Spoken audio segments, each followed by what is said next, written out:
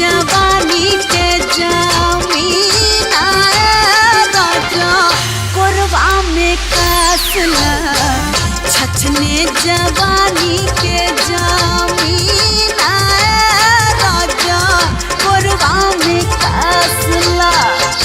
रवि बेजरिया डोले सनना सनन सन बोले हमारो मनवा में अब त हो खता हौले हौले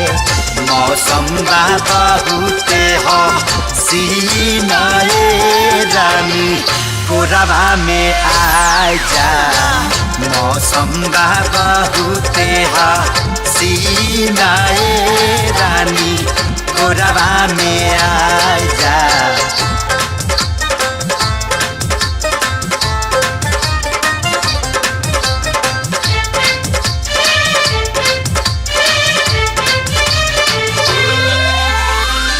जहिया से जिंदगी में हमारा तू अइलू हो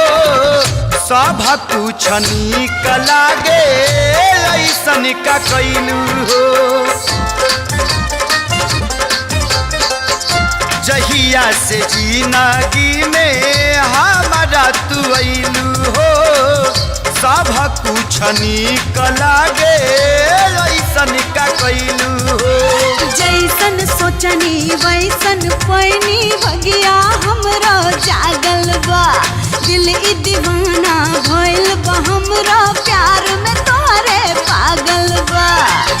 पतरी कमरिया लचके सर से ओढ़निया सरके ताकेलू जब हमारी ओरिया धक से करे जा धड़के आई कब मिलना के सुदीना रानी कोरबा में आई जा छछने जवानी के जमीन